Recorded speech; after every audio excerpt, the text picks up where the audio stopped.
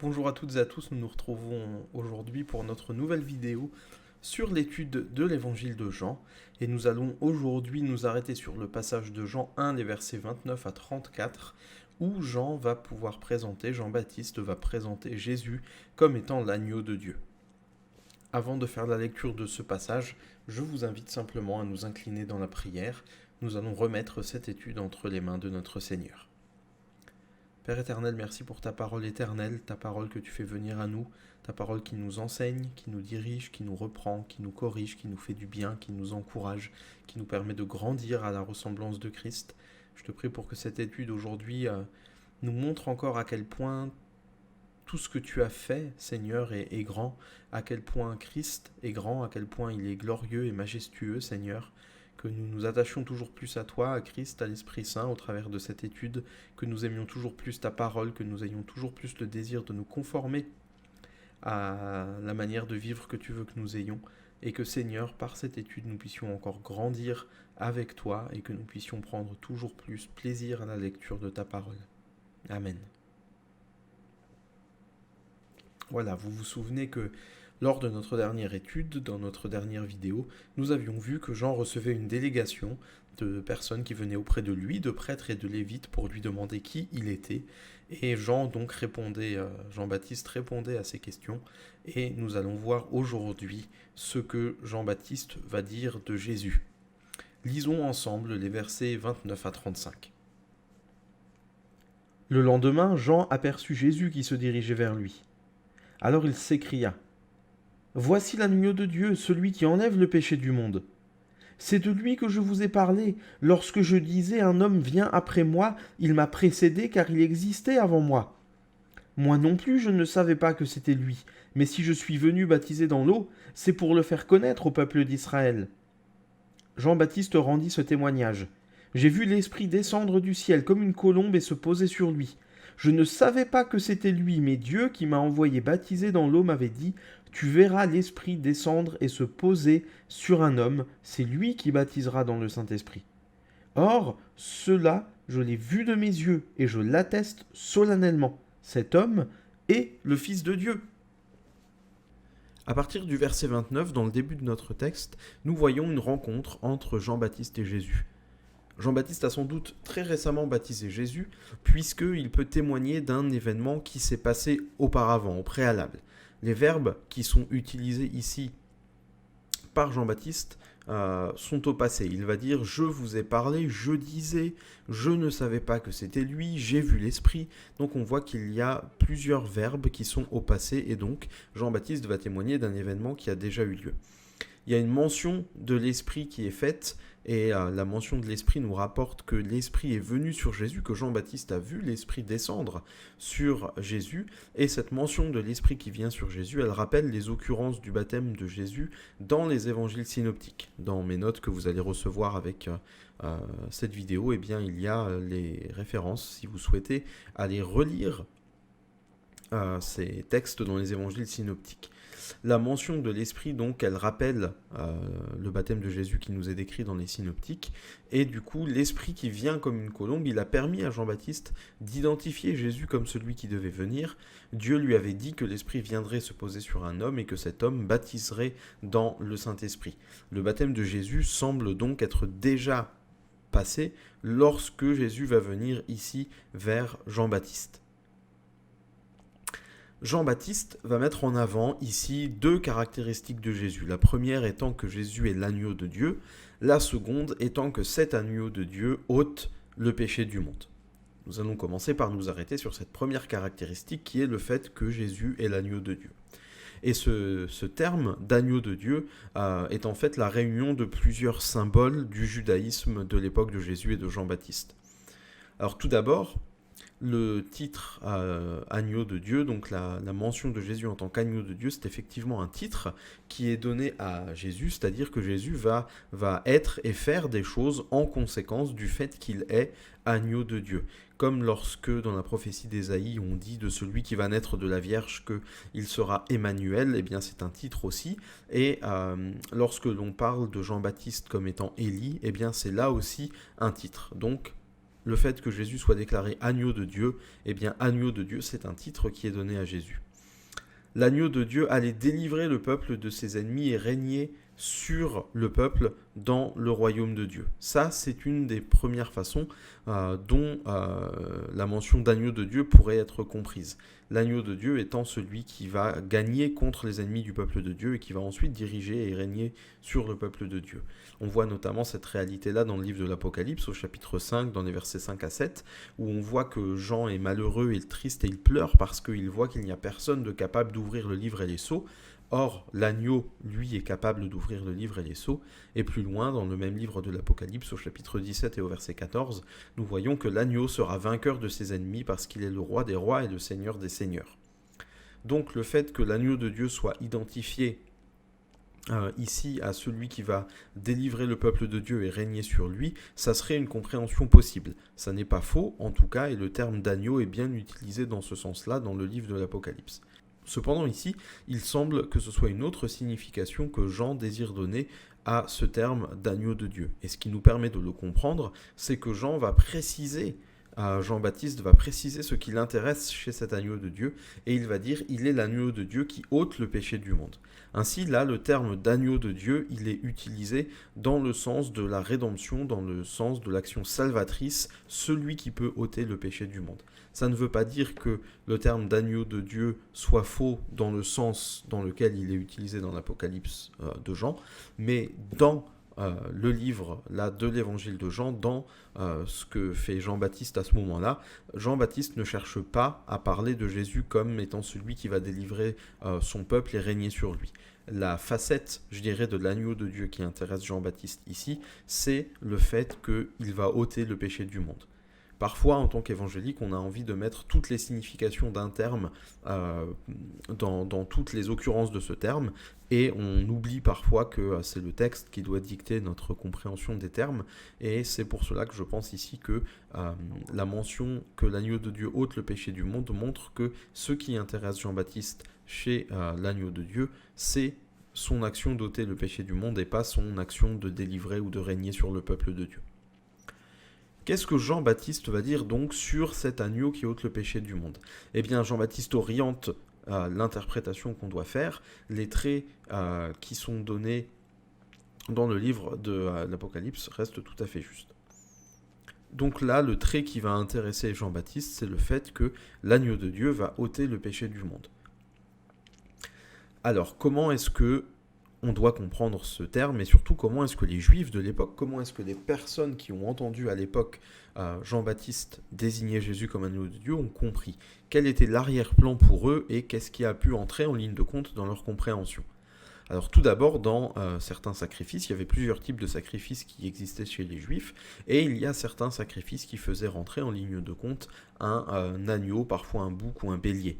Alors il y avait le sacrifice qui était l'Holocauste, où la mort de l'animal allait payer pour la faute de l'Israélite, et il y avait aussi le sacrifice de paix, qui était un autre type de sacrifice. Ça représentait ce sacrifice une action volontaire de l'Israélite. C'était un sacrifice qui témoignait d'un acte expiatoire ou propitiatoire.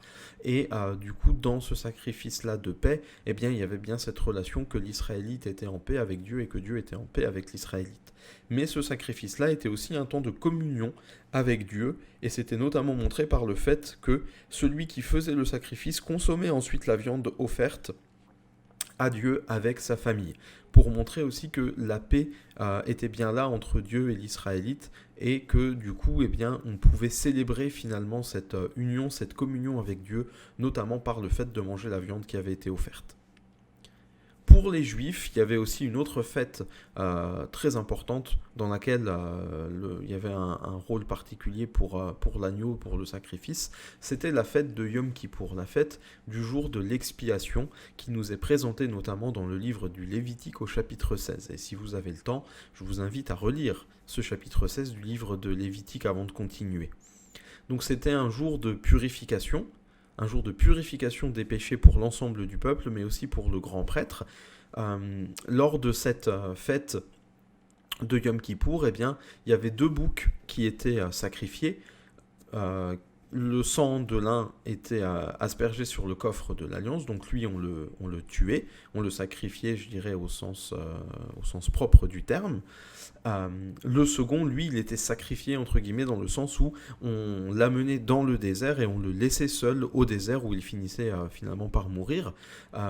Et on l'amenait finalement dans le désert, en dehors du camp ou de la ville, après qu'on ait déposé sur lui les péchés du peuple par une imposition symbolique des mains de la part du grand sacrificateur.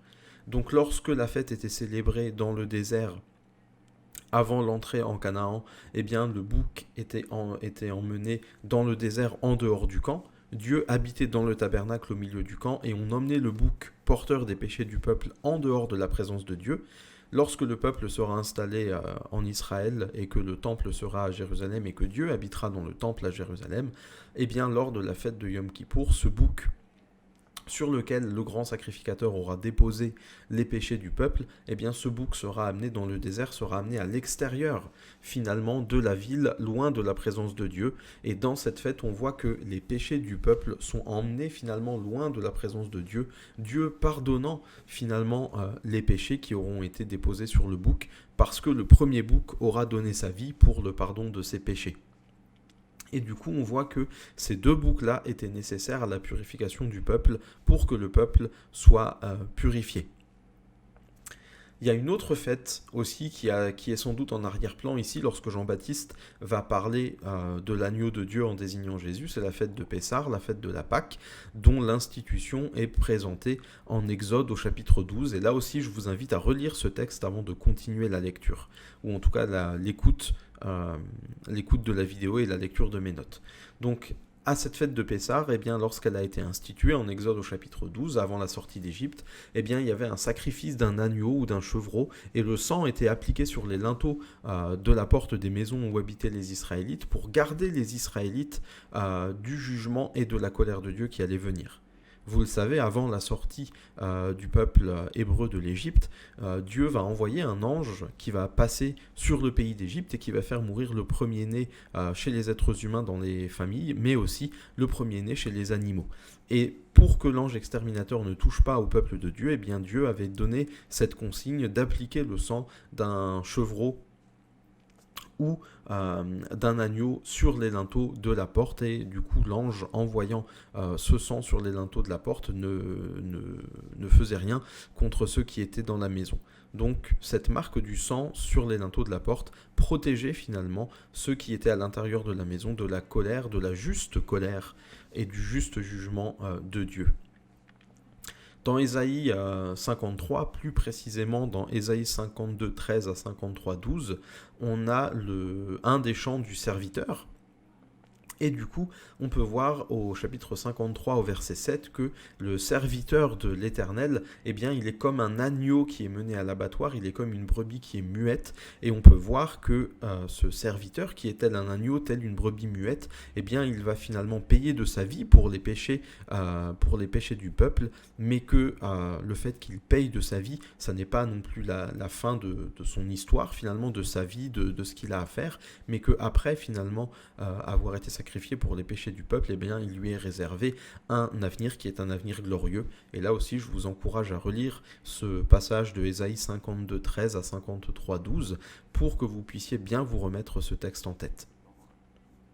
Alors, ça, ce sont sans doute les sacrifices et les fêtes qui étaient à l'arrière-plan dans la pensée de Jean-Baptiste et dans la pensée des Juifs lorsqu'ils ont entendu Jean-Baptiste parler de Jésus comme étant l'agneau de Dieu. Alors maintenant, comment est-ce que finalement Jésus répond au fait d'être agneau de Dieu? Comment est-ce que Jésus finalement va être l'accomplissement finalement de ces sacrifices et de ces fêtes de l'Ancienne Alliance? Alors, tout d'abord, d'une manière générale, l'ensemble du chapitre 53 d'Ésaïe, l'ensemble de ce chant du serviteur, finalement, va regrouper l'œuvre de rédemption que Jésus va accomplir à la croix, l'œuvre de salut que Jésus va accomplir à la croix. Elle va réaliser finalement ce chant du serviteur qui est dans le livre d'Ésaïe. La mort de Jésus, elle accomplit pleinement la fête de Yom Kippour. Si vous avez mes notes sous les yeux, vous voyez qu'il y a des codes couleurs entre les éléments des différents sacrifices et des différentes fêtes dans l'Ancienne Alliance, et j'ai repris ce même code couleur en appliquant finalement la façon dont Jésus avait accompli ses sacrifices ou ses fêtes dans la Nouvelle Alliance. Donc vous verrez qu'il y a des choses qui sont de la même couleur, c'est pour montrer que dans l'Ancienne Alliance, dans l'Ancien Testament, il y avait tel sacrifice ou telle fête. Voilà comment est-ce que Jésus, dans la Nouvelle Alliance, par son sacrifice, par son ministère, par sa vie, a accompli ce sacrifice ou cette fête. Donc tout d'abord, comme je le disais, la mort de Jésus accomplit pleinement la fête de Yom Kippour. Jésus est à la fois le bouc à qui on va ôter la vie, Jésus meurt, son sang coule, la vie lui est enlevée, et donc Jésus est à la fois ce bouc à qui on ôte la vie et dont le sang est aspergé sur le couvercle, sur le propitiatoire, mais Jésus est aussi le bouc qu'on va amener au désert, qu'on va amener hors de la ville. Et si vous vous rappelez des récits de la crucifixion, eh bien Jésus va être crucifié en dehors de la ville, sur le mont Golgotha, loin du temple, loin de là où finalement se trouvait Dieu. Jésus n'accomplit pas simplement l'œuvre que les deux boucs accomplissaient dans l'Ancienne Alliance, Jésus est aussi le grand prêtre qui va accomplir le sacrifice. Dans l'Ancienne Alliance, lors de la fête de Yom Kippour, le grand prêtre devait d'abord se purifier pour ses péchés et ceux de sa famille, et ensuite il pouvait accomplir les actes de purification pour l'ensemble du peuple. Dans l'Épître aux Hébreux, Jésus nous est présenté comme étant le grand prêtre par excellence, celui qui, lui, n'a pas besoin de faire de rituel de purification pour ses péchés parce qu'il n'est pas atteint par le péché, et qui, du coup, peut offrir par lui-même un sacrifice qui est acceptable par Dieu pour l'éternité. Il n'y a plus besoin maintenant de faire un autre sacrifice puisque Jésus a été notre victime expiatoire et qu'il a été notre grand prêtre qui a réalisé pour nous, le peuple de Dieu, le pardon et la purification des péchés. Donc Jésus accomplit pleinement cette fête de Yom Kippour, cette fête du jour de l'expiation. Mais Jésus accomplit aussi également pleinement la fête de Pessah, la fête de Pâques. Ceux qui reconnaissent Jésus comme leur Seigneur et leur Sauveur personnel, eh bien ils sont protégés de la colère divine de Dieu qui s'abattra sur le monde au jour du jugement. Par son sang, par le sang de Jésus, c'est-à-dire par sa mort, Jésus a payé pour les fautes de ceux qui se confient en lui. Dieu est propice, Dieu est en paix avec ceux qui reconnaissent Jésus-Christ comme sauveur, parce que Jésus a payé pour leurs fautes et pour leurs péchés. Ainsi, le sang, la mort finalement de Jésus-Christ appliqué à notre vie, fait que le châtiment, la juste colère de Dieu ne tombera pas sur nous, comme elle était tombée sur les Égyptiens dans le livre de l'Exode, parce que Jésus-Christ, comme l'agneau de la fête de Pâques, la fête de Pessah, eh bien Jésus-Christ, comme cet agneau-là, a pris sur lui la colère de Dieu est tombée sur Jésus-Christ lors de sa mort à la croix, et comme la colère de Dieu est tombée sur Jésus-Christ lors de sa mort à la croix, et que nous avons reconnu le sacrifice de Jésus pour nous personnellement, alors nous n'avons pas à craindre que la colère de Dieu tombe un jour sur nous, puisque nous sommes finalement au bénéfice de l'œuvre de Jésus. Le sang de Christ qui a coulé pour nous, sa mort à la croix, nous garde de la colère de Dieu aujourd'hui, et plus que ça encore, elle rend cette mort de Jésus-Christ, elle nous rend finalement acceptable aux yeux de Dieu, et Dieu est favorable envers nous maintenant grâce à Jésus-Christ. Ceux qui croient ainsi en Jésus-Christ sont en paix et en communion avec Dieu, et un jour, grâce à cela, eh bien, nous mangerons en présence de Dieu le repas des noces de l'agneau. Lorsque Jésus-Christ, l'époux, sera venu chercher son épouse, l'Église, eh bien alors l'épouse pourra célébrer avec l'époux le repas des noces de l'agneau dans l'éternité. Il nous est dit aussi par Jean-Baptiste que finalement Jésus-Christ est l'agneau de Dieu, on a vu ce que ça voulait dire, et que cet agneau de Dieu ôtait le péché du monde. Et cette expression, elle est vraiment importante ici, parce que cela montre ici, en disant que cet agneau de Dieu va enlever le péché du monde, ça montre que l'œuvre de Jésus-Christ, elle va dépasser la sphère judéo-juive, si je peux parler comme ça. L'agneau de Dieu, cet agneau qui fait référence aux agneaux des sacrifices et des fêtes, comme on l'a vu ensemble, eh bien, il ne va pas simplement racheter des juifs, mais il va s'acquérir pour lui-même un peuple qui sera un peuple composé de juifs et de non-juifs, de juifs et de gens du monde. Finalement, le salut apporté par Jésus-Christ, l'agneau de Dieu dans la Nouvelle Alliance, est un salut qui s'ouvre à ceux aussi qui ne sont pas juifs. il y aura une alliance nouvelle qui va venir par l'œuvre de l'agneau, par l'œuvre de Jésus, et qui va être conclue au travers de l'œuvre de Jésus-Christ. L'œuvre de Christ, également, lorsqu'elle va être pleinement accomplie, elle va aussi apporter la délivrance pour la création tout entière, pour le monde, au sens cosmique de ce qu'est le monde. J'entends la création, les planètes, la Terre, etc. Et je dis cela sur la base du texte de Romains 8, les versets 19 à 21, où nous nous rappelons que la création, elle est touchée par le pouvoir de la fragilité depuis la chute de l'être humain, et que cette création, finalement, elle soupire, elle attend, comme nous le dit Paul, la révélation des fils de Dieu, parce que lorsque la révélation des fils de Dieu sera effective, alors la création sera soulagée du pouvoir de la fragilité qui la touche.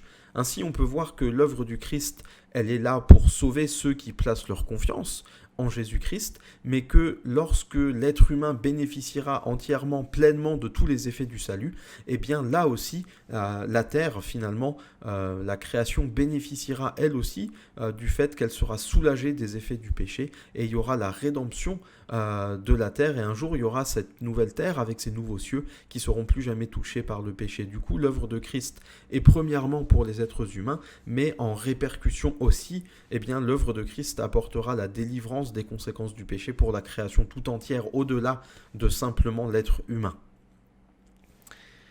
Dans la suite de notre texte, au verset 30, Jean-Baptiste va parler de Jésus, de l'agneau de Dieu, comme étant celui qui était déjà là avant lui. Jean-Baptiste reconnaît par là l'existence éternelle de la deuxième personne de la Trinité qui s'est incarnée en Jésus-Christ. Même si Jean-Baptiste il a œuvré sur terre pour préparer le ministère de Jésus et qu'il est venu dans ce sens-là avant Jésus dans l'aspect ministériel, je dirais, eh bien le Fils de Dieu, il existait bien avant que Jean-Baptiste existe, parce que le Fils de Dieu est Dieu lui-même, et comme Dieu, il existe de toute éternité. Et ça, nous l'avons déjà vu ensemble lors de la deuxième vidéo, celle qui portait sur le prologue de l'évangile de Jean. Dans le verset suivant, au verset 31, nous voyons que Jean-Baptiste va dire qu'il ne savait pas que c'était lui, il ne le connaissait pas, il ne savait pas que c'était lui qui devait venir. Alors, on voit ici que Jean-Baptiste, il avait une connaissance au verset 31 qui est limitée de qui était Jésus. C'est pas qu'il ne le connaissait pas au sens humain du terme, mais c'était qu'il n'avait pas conscience, finalement, de qui était Jésus dans le plan, finalement, de Dieu, ce plan de rédemption et de salut pour les nations, à la fois pour les Juifs, mais aussi pour les non-Juifs. Jean-Baptiste n'avait pas encore cette compréhension, cette connaissance de Jésus en tant qu'agneau de Dieu. Ça, c'était quelque chose que Jean n'avait pas jusqu'au baptême de Jésus. Jean-Baptiste, il dit ici que celui qu'il était venu annoncer au peuple d'Israël, eh bien c'est lui, c'est Jésus, c'est l'agneau de Dieu. Maintenant, Jean-Baptiste en a conscience. Donc on voit que le ministère de Jean-Baptiste, et on l'avait déjà vu ensemble, donc on ne va pas s'étaler, je le redis simplement comme ça, eh bien on voit que le ministère de Jean-Baptiste, il était préliminaire par rapport à celui de Jésus. Tout n'était pas encore accompli au travers du ministère de Jean-Baptiste, et c'est au travers du ministère de Jésus que tout le plan éternel de Dieu, de salut pour l'humanité, va s'accomplir. Dans les versets 32 à 34, eh bien, nous voyons un témoignage qui est rendu par Jean-Baptiste. Je vous disais dans les questions d'introduction que le thème du témoin était un thème qui était important. Eh bien, on commence déjà à le retrouver ici, où Jean-Baptiste va être un témoin qui va pouvoir attester de certaines choses concernant Jésus, concernant l'agneau de Dieu. Alors tout d'abord, lors du baptême de Jésus, qui est déjà passé, puisque Jean-Baptiste va dire « J'ai vu l'Esprit descendre sur lui sous la forme d'une colombe », eh bien lors de ce baptême, Jean-Baptiste voit l'Esprit qui vient du ciel telle une colombe et se poser sur Jésus.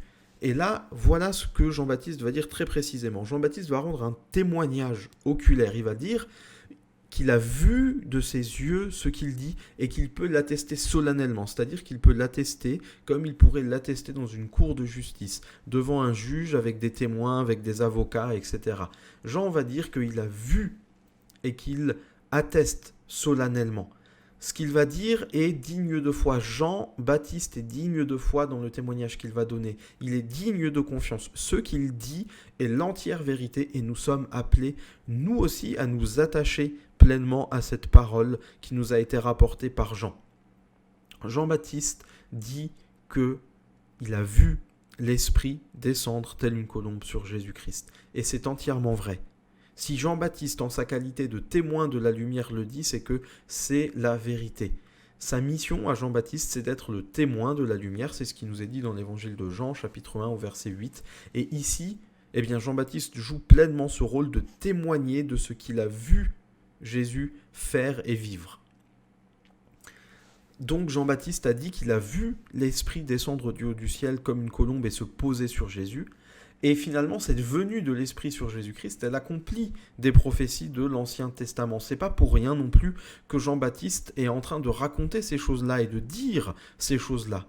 Parce que là encore, pour les Juifs qui vont lire son évangile, il y a aussi cet arrière-plan qui est là pour eux du livre du prophète Ésaïe que les Juifs connaissent. Et notamment en Ésaïe au chapitre 11, les versets 1 et 5 que je vous invite à relire avant de continuer d'écouter cette vidéo, eh bien dans ces versets-là, il est dit que le rejeton, la petite plante, il y a un rejeton, une petite plante qui va naître d'Isaïe, et ce rejeton, cette petite plante, c'est le Christ. Alors le rejeton, c'est parfois utilisé comme terme en français d'une manière péjorative, mais ici ça n'est pas le cas. C'est pour désigner quelque chose de petit, de frêle, d'assez fragile. Eh bien cette petite plante, ce rejeton, c'est Jésus-Christ, et c'est vrai que le Christ est venu timidement, entre guillemets, dans ce monde-là. Les récits de sa naissance le montrent, c'est dans une étable, on ne pouvait pas les héberger dans la pièce des invités parce qu'il y avait trop de monde à cause du recensement, donc... C'est à Bethléem, dans une étable, que Jésus est né. Il a été couché dans une mangeoire. Les premiers témoins de sa naissance sont des bergers, qui étaient des paysans, qui étaient très peu respectés parce qu'on les disait menteurs. Et on voit qu'il y a effectivement quelque chose de simple, finalement, dans la venue au monde de Jésus-Christ, dans sa venue dans ce monde-là pour accomplir sa mission. Et ce rejeton, cette petite plante, sur qui l'Esprit de Dieu va reposer, eh bien, c'est Jésus-Christ. Plus loin, dans le chapitre 42 au verset 1, dans ce qui est le premier chant du serviteur chez Ésaïe, eh bien, il est dit que Dieu a choisi son serviteur, qu'il le soutient et qu'il fait toute sa joie. C'est Dieu qui dit ça à propos de son serviteur. Et si vous vous souvenez, dans les évangiles synoptiques, Matthieu, Marc et Luc, eh bien, on a un témoignage et il nous est dit que lors de ce baptême de Jésus, la voix de Dieu a dit au moment de son baptême, lorsque l'Esprit de Dieu sous la forme d'une colombe descend sur Jésus, il nous est dit que Jésus-Christ fait toute la joie de Dieu. C'est ce que Dieu dit. Et du coup, finalement, ce qui est dit dans le texte d'Ésaïe sur le serviteur de l'Éternel de la part de Dieu, eh bien, Dieu le dit lui-même lors du baptême de Jésus-Christ par rapport à Jésus. Du coup, Jésus est bien identifié dans les évangiles comme étant le serviteur du Seigneur dont parle le prophète Ésaïe. Et ces deux textes nous montrent bien que le serviteur reçoit finalement l'onction de l'Esprit Saint de la part de Dieu, comme c'est le cas finalement pour Jésus-Christ. Je me suis perdu dans mes notes. Oui, et il est dit notamment dans le chapitre 42 que finalement si Dieu donne son esprit au serviteur, eh bien c'est pour que le serviteur établisse la justice pour les nations. Et c'est ce que Jésus va faire. La justice va être établie, c'est-à-dire que Christ peut rendre les personnes de toute nation justes aux yeux de Dieu. Le sacrifice de Christ est une œuvre de justice, une œuvre qui nous rend juste devant Dieu lorsque l'on reconnaît Jésus-Christ comme notre Seigneur et notre Sauveur. Et un jour aussi Dieu, au travers de Jésus-Christ, va établir toute justice sur la terre. Les bons et les méchants seront jugés et chacun recevra selon ce que lui auront valu ses actes. Et là, toute la justice sera faite sur la terre et nous attendons encore ce moment, mais nous savons qu'il viendra, mais ces choses-là, elles sont possibles par Jésus-Christ qui est le véritable serviteur de l'Éternel, le véritable serviteur de Dieu. En Acte 10, verset 38, il nous est aussi rappelé que Dieu a oint Jésus-Christ par son esprit. Nous voyons bien ici que l'expérience que Jean-Baptiste a vécue lors du baptême de Jésus, elle n'est pas anodine. Elle permet à Jean-Baptiste de comprendre quelque chose par rapport à Jésus-Christ. Comme les rois étaient oints pour l'exercice de leurs fonctions, Jésus est aussi oint de la même manière par Dieu. Il est le roi du peuple de Dieu. Jésus va commencer sa mission sur terre d'évangélisation, il va commencer à apporter le salut sur terre, il va commencer à accorder le pardon à ceux qui croiront en lui comme étant le Messie qui devait venir. Et par le fait que l'Esprit Saint vienne sur Jésus-Christ de la part de Dieu, Dieu qualifie Jésus pour sa mission sur cette terre, et Dieu finalement oint son serviteur, oint le roi de son peuple.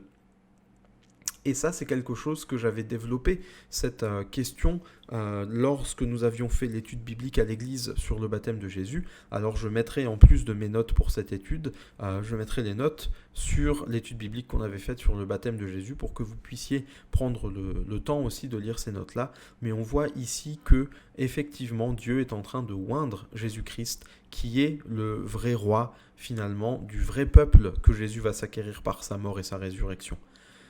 David et Salomon notamment étaient des rois qui annonçaient des choses par rapport à Dieu, mais c'est Dieu qui accomplit pleinement le ministère royal que Dieu avait prévu. Dieu avait fait une promesse à David, il lui avait promis qu'il y aurait toujours un descendant à lui sur son trône éternellement, et nous voyons en fait que cette promesse que Dieu a faite à David, elle s'accomplit pleinement par le fait que Jésus est le vrai roi du vrai peuple de Dieu, un peuple non pas composé simplement de juifs, mais composé de juifs et de non-juifs qui tous reconnaissent en Jésus-Christ leur Seigneur et leur Sauveur personnel. La venue de l'Esprit sur le Christ, elle permet à Jean-Baptiste de reconnaître Jésus comme celui dont Dieu avait annoncé la venue. Jean-Baptiste, il attendait quelqu'un, sans savoir qui c'était précisément, mais il savait qu'il devait préparer ce chemin pour ce quelqu'un qui allait venir. Dieu a dit à Jean-Baptiste que le quelqu'un qui devait venir aurait l'Esprit Saint qui viendrait sur lui. Du coup, lorsque Jean-Baptiste baptise Jésus et que la colombe descend sur Jésus, Jean-Baptiste comprend, c'est Dieu qui le lui révèle, que c'est l'Esprit. Et il fait le lien entre ce que Dieu lui avait dit et ce qui se passe maintenant au moment du baptême. Et du coup, il est capable de lier les deux personnages, celui que Dieu avait annoncé sans préciser qui c'était, et Jésus qui est maintenant devant lui. C'est Jésus dont Dieu avait parlé auparavant à Jean-Baptiste. Ainsi, Jean-Baptiste peut dire solennellement, en toute bonne foi, « Cet homme est le Fils de Dieu ». Et lorsqu'il dit encore cette expression ici, alors on pourrait la comprendre dans un sens, je dirais, simple, basique, entre guillemets. On pourrait dire, Jean-Baptiste, il est en train finalement de parler d'un lien filial entre Dieu le Père et Dieu le Fils incarné en Jésus-Christ. Mais je pense que le texte va plus loin finalement. On a vu que Jésus recevait l'Esprit Saint comme une onction qui était de même type que l'onction que les rois recevaient dans l'Ancienne Alliance pour diriger le peuple de Dieu. Eh bien, dans le sens de cette royauté de Christ, je pense qu'ici le terme de Fils de Dieu est un terme royal ici. Les rois, ils étaient appelés Fils de Dieu dans l'Ancien Testament. Parfois, c'était tout le peuple d'Israël qui recevait ce titre. Et Jésus est aussi Fils de Dieu dans ce sens. Jésus est Fils de Dieu dans le sens qu'il est roi du peuple de Dieu, du peuple qu'il va s'acquérir par sa mort et par sa résurrection. Et nous avons vu qu'il a bénéficié d'une onction qui était la même que l'onction que les rois recevaient de la part de Dieu dans l'Ancienne Alliance. Donc je pense ici que le terme de Fils de Dieu, il va plus loin que la simple mention d'un lien filial, mais que le désir de Jean-Baptiste est vraiment que ceux qui l'entendent, ceux qui l'écoutent et ceux qui liront plus tard l'évangile de Jean, reconnaissent en Jésus-Christ le vrai roi du vrai peuple de Dieu. Puisque Jésus est bien celui que Jean-Baptiste attendait, alors le ministère de Jean-Baptiste va finalement s'arrêter. Il a fidèlement préparé un chemin pour le Seigneur vis-à-vis du peuple juif. Le baptême de Jean-Baptiste, le baptême d'eau, il préparait à la venue de Jésus. Jésus est venu se faire baptiser. Et maintenant que Jésus est venu se faire baptiser, finalement, Jean-Baptiste, d'une certaine manière, passe le relais à Jésus, et c'est Jésus maintenant qui va commencer son ministère. Et comme le ministère de Jean-Baptiste était un ministère de préparation à la venue de Jésus, le ministère de Jean-Baptiste va s'arrêter. Il n'y a plus besoin de préparer la venue de Jésus, puisque Jésus est maintenant là, et que son ministère va être manifeste. Et on va voir notamment dans la suite de l'évangile de Jean qu'au chapitre 2, le chapitre 2 va commencer finalement avec le premier miracle de Jésus aux noces de Cana, qui va inaugurer finalement son ministère public. Donc on comprend bien ici que le ministère de Jean-Baptiste va s'arrêter puisque celui de Jésus commence. Jean-Baptiste laisse donc la place à celui qui va apporter un baptême plus important que le baptême d'eau. C'est le baptême de l'Esprit. qui va sauver et qui va rendre réellement pur, contrairement au baptême de Jean. Le baptême de Jean, il témoignait d'une prédisposition des Israélites à se repentir et à recevoir le Messie lorsqu'il viendrait, mais le baptême de Jean-Baptiste ne sauve pas. Le baptême de Jean-Baptiste, finalement, il ne va pas apporter une purification quelconque à ceux qui y croient. La preuve, c'est que dans le livre des Actes, à un moment, Paul, en acte 19, je crois, de mémoire, je n'ai pas vérifié, Paul va rencontrer des personnes qui sont disciples de Jean et il va leur demander s'ils ont reçu le Saint-Esprit, et ils vont dire qu'ils n'ont même pas entendu parler du fait qu'il y ait un Saint-Esprit. Et là, du coup, Paul va leur annoncer l'Évangile, le Saint-Esprit va venir sur eux et du coup, ils vont être baptisés du Saint-Esprit et du baptême de Jésus-Christ. Et du coup, on voit bien ici que si on était baptisé simplement du baptême de Jean, il fallait encore une étape supplémentaire. Et Jean-Baptiste dit bien ici que ce que Jésus-Christ apporte, c'est quelque chose de plus grand et de supplémentaire et de nécessaire. Lui, il baptisait d'eau de manière préparatoire à la venue de Jésus-Christ, mais Jésus, lui, va apporter un baptême qui va garantir la purification de ceux qui le reçoivent, et ce baptême, c'est le baptême de l'Esprit. Je ne vais pas développer plus la question du baptême du Saint-Esprit ici, parce que sinon la vidéo serait vraiment beaucoup trop longue, finalement.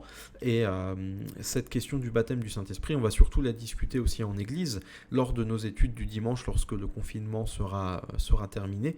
Du coup, je ne développe pas plus cette question. Si vous avez certaines questions, vous avez tout à fait le droit de me les poser, hein. Donc n'hésitez pas si vous voulez quand même un peu plus d'informations aujourd'hui, mais je vous demanderai simplement d'attendre l'étude que nous ferons tous ensemble pour que nous creusions cette question du baptême du Saint-Esprit. Notre étude touche aujourd'hui à sa fin.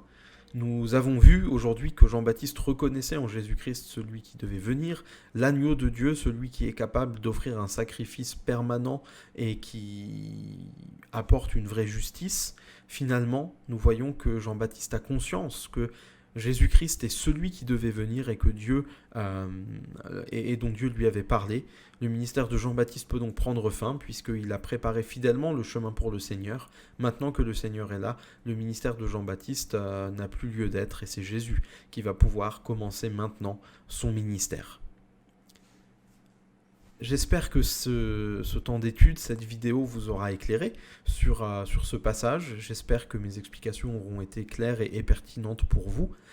Si jamais il y a des choses pour lesquelles vous avez besoin d'un peu plus d'éclairage ou d'approfondissement, n'hésitez pas à me poser vos questions soit en commentaire de cette vidéo, soit par email, et que vraiment cette étude encore, qu'elle puisse vous nourrir, c'est ma prière pour vous, qu'elle puisse vous faire grandir dans la compréhension de qui est notre Seigneur et notre Sauveur, dans la compréhension du plan de Dieu, et qu'elle puisse vraiment nous rappeler que finalement, pour être pur, pour être saint aux yeux de Dieu, pour être sauvé de nos péchés, pour faire partie du peuple de Dieu, nous n'avons pas d'autre possibilité que de passer par Jésus-Christ, qui est vraiment cet agneau sacrificiel qui a donné sa vie pour nous, pour que nous puissions être réconciliés avec Dieu, que Dieu soit réconcilié avec nous, et qu'aujourd'hui, par Jésus-Christ, nous puissions nous adresser à Dieu en l'appelant Père. Je vous invite à prier pour terminer. Notre Dieu, notre Père, nous te remercions parce que dans ton plan éternel de rachat de l'humanité, tu avais choisi d'envoyer ton Fils Jésus-Christ pour qu'il soit ton agneau, l'agneau du sacrifice. Je te remercie, Père éternel, parce que Jésus-Christ n'a pas reculé devant la tâche que tu lui avais donnée, il s'est montré pleinement obéissant. Jésus, dans les évangiles, dit plusieurs fois que personne ne prend sa vie, mais qu'il la donne lui-même gratuitement, parce que c'est l'ordre qu'il a reçu de ta part de la donner et puis de la reprendre lorsqu'il ressuscitera. Je te remercie de ce que Jésus est allé au bout, de ce qu'il a fait tout ce qui était nécessaire pour qu'aujourd'hui nous puissions nous tourner vers toi et t'appeler notre Père. Je te remercie de ce qu'aujourd'hui, Seigneur, nous n'avons plus à craindre ta colère parce qu'elle est tombée sur le Christ, cette victime innocente qui s'est laissée mener à l'abattoir telle une brebis muette. Je te remercie, Seigneur, parce que tu as pas reculé, je dirais, derrière le moyen nécessaire pour nous sauver. Tu n'as pas hésité à sacrifier ton Fils pour nous racheter parce que tu voulais que nous puissions être réconciliés avec toi et tu voulais être réconcilié avec nous. Je ne te remercierai jamais assez, Seigneur, pour tout ce que tu fais pour moi et tout ce que tu as déjà fait pour moi et tout ce que tu feras encore. Alors Seigneur, comme je ne peux pas te remercier ni payer la dette que j'avais envers toi, et je n'ai pas besoin de le faire de toute façon puisque Jésus l'a fait pour moi, mais Seigneur, ce que je peux te dire, c'est que vraiment toute ma vie, je te la donne, je te la remets encore une fois aujourd'hui, je reprends entre guillemets cet engagement à te suivre fidèlement, parce que c'est la seule manière de pouvoir répondre vraiment à ce que tu as fait pour nous en Jésus-Christ. Que tu sois encore honoré, élevé et glorifié dans nos vies chaque jour, Père éternel. Amen. Voilà, si vous regardez cette vidéo vendredi ou samedi, eh bien je vous souhaite un bon week-end, que le Seigneur vous bénisse. Nous aurons notre culte dimanche en ligne, comme les 2 dimanches précédents, donc j'espère vous y voir, entre guillemets. Que le Seigneur en tout cas vous accompagne, qu'il vous bénisse, qu'il vous garde, qu'il renouvelle votre santé et que vraiment il puisse inscrire sa parole dans votre cœur pour que vous puissiez vivre comme le Seigneur désire que nous vivions. Soyez bénis, à bientôt.